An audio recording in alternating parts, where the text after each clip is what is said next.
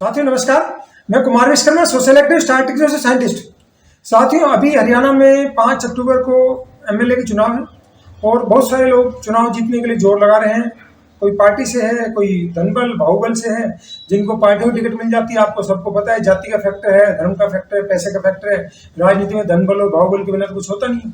और ऐसे भी जो उम्मीदवार हैं जो अच्छे हैं, जेन्युइन हैं, करप्शन के खिलाफ काम कर रहे हैं, लेकिन आजाद है, उनको टिकट नहीं मिलती है। सोसाइटी को जरूरत है ऐसे लोग, लेकिन सोसाइटी भी ऐसे लोग नकारा हो गए हैं कि उनको अपने जरूरत के लोग हैं सोसाइटी में, उनको चुन के नहीं भेजते। हमारे बच्चों का जब हम एडमिशन करवाते हैं, हम 10 तरह की कैलकुलेशन लगाते हैं। बच्चे का रिश्ता होता है, 10 तरह की कैलकुलेशन लगा लेंगे, लेकिन जब अपना एमएलए पे चुनना होता है, जब लोग ध्यान नहीं देते और ऐसे ही चुन के भेजते हैं। जब गलत लोग जाते हैं तो उनके साथ फिर धोखाधड़ी होती है। फिर कहेंगे भाई साहब हमारा काम नहीं, हमारे साथ ये हो गया, ये पार्टी देखी, वो खराब, वो खराब, वो खराब, सारे नेता खराब दिखते हैं। तो ऐसा बार बार होता है और लोगों की समस्याओं का समाधान अक्सर कम ही होता है। तो साथ ही मैं देखता हूँ कि लोगों से मिलते हैं, अलग अलग लोग कहते हैं बाबूजी महंगाई बहुत है, बेरोजगारी बहुत है, बच्चे बेरोजगार हैं जी, क्या करें जी। अलग अलग तरह की समस्या होती हैं। तो हम क्या करते हैं, जब इलेक्शन का टाइम आता है, जब जो लापरवाही करते हैं उसकी कीमत हम कहीं ना कहीं चुकाते हैं। महंगाई अगर बढ़ेगी तो उसका असर हर व्यक्ति पर पड़ेगा। अमीर थोड़ा झेल जाता है, गरीब पे ज्यादा पड़ता है, मिडिल क्लास की हालत खराब हो जाती है। रोजगार भी एक बहुत बड़ी जरूरत है। हर घर में बच्चे हैं, सबको लगभग कोई ना कोई बच्चा होता है जिसको रोजगार चाहिए होता है। बिना रोजगार के हमारा काम नहीं चलेगा। जिसके पास वहां पे है उसका काम ठीक है, जिसका नहीं है उसको कहीं ना कहीं जॉब करनी पड़ेगी। तो उसके बाद आता है कि आपकी जो समस्या है, अलग अलग तरह की समस्या होती है। जो करप्शन चला होगा, बेशर्म में जैसे आरटीआई एक्ट लागू किया था 2005 में।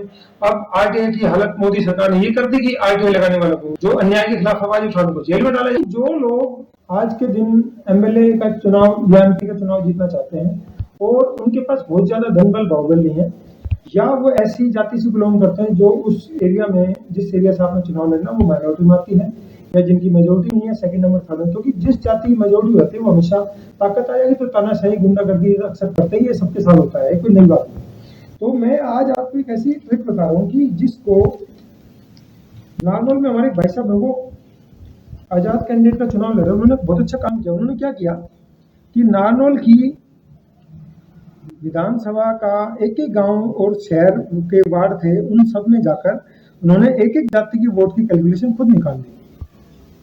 और उनके पास सारे कैलकुलेशन, जैसे लगभग 1,40,000 वोटर हैं।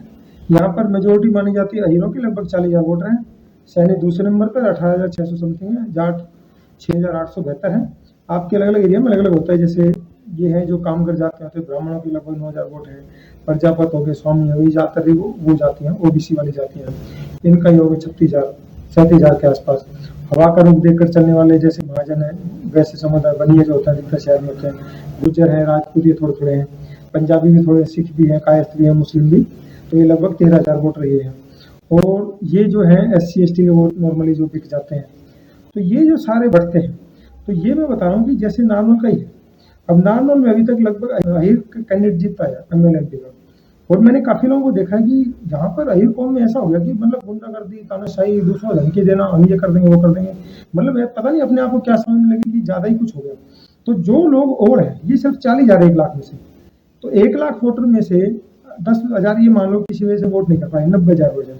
90,000 में से मान लो 20,000 की अलग अलग वजह से बट गए।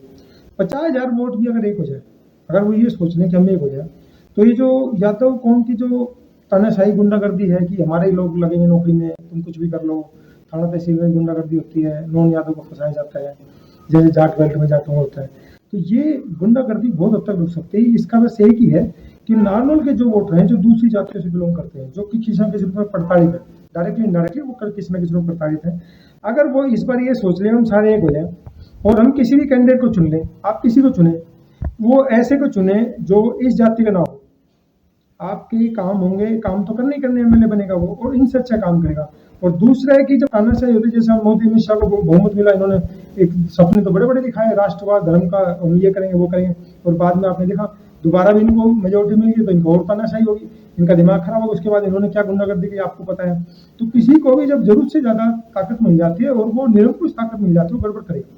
तो इसको रोकने का एक ही तरीका है कि आप जो यादव के अलावा जो भी वोट है, अगर वो एक हो जाए तो खलबली मच सकती है, नया इतिहास बन सकता है। और जो ये गुंडागर्दी वाली जो चीजें हैं वो रुकेंगी। एक ही जाति के लोग, जाति विशेष के लोग जो नौकरियों में लग रहे वो नहीं लगेंगे, उनके अलावा और का नंबर आएगा, काम होंगे, जायज काम होंगे। क्योंकि ताकत जब भी आती है हमेशा गड़बड़ करती है। तो अब मेरा निवेदन है कि जो लोग मेरे से काफ़ी लोग शिकायत करते हैं, बाबू जी यहाँ तो गुंडागर्दी करते हैं, कोई सुनता नहीं हमारी बात, हम क्या करें जी, इनका ही जीतता है, हमारी तो कोई सुनता नहीं। तो ये सारे एक हो जाए। जैसे जाट कम्युनिटी बड़ी स्ट्रॉन्ग है, गुज्जर कम्युनिटी इस मामले में बड़ी स्ट्रॉन्ग है, ये भी इस चीज़ को समझ गए हैं, वो कुछ भी जाए वो वहीं जाएंगे जहाँ पर हवा का रुख है। ब्राह्मण बनिया पंजाबी समुदाय कौम है, ये भी अभी वहीं जाते हैं लगभग हवा का रुख। लेकिन किसी किसी बेल्ट में ऐसा होता है, किसी किसी सीट पे ऐसा होता है कि वो भी बटे हुए होते हैं।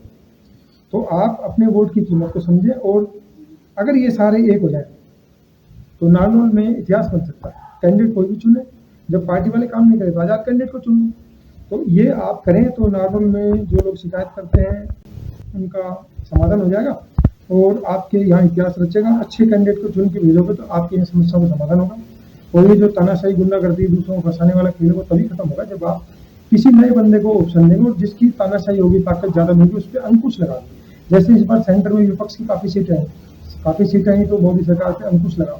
तो ऐसे ही ये है, यहाँ पर भी आप चाहें तो ये बदलाव ला सकते हैं।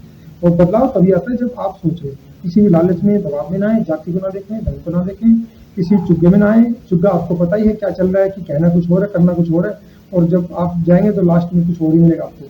तो आप अपने एरिया में अगर चाहते हैं विकास हो, आपको समस्याओं का समाधान हो, तो आप इस बार ये ट्राई करके देखें।